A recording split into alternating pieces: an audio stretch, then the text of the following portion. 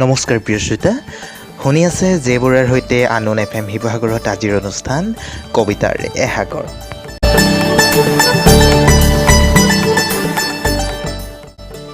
প্ৰিয় শ্ৰোতা, আগবঢ়াই দিছোঁ আপোনালোকৰ মাজলৈ আজিৰ কবিতা।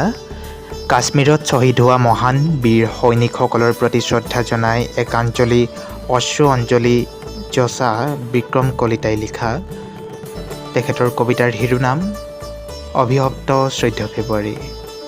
প্ৰিয় শ্ৰোতা, আৰম্ভ কৰিছোঁ আজিৰ কবিতাৰ শিৰোনাম অভিশপ্ত 14 ফেব্ৰুৱাৰী, কবি বিক্ৰম কলিতা।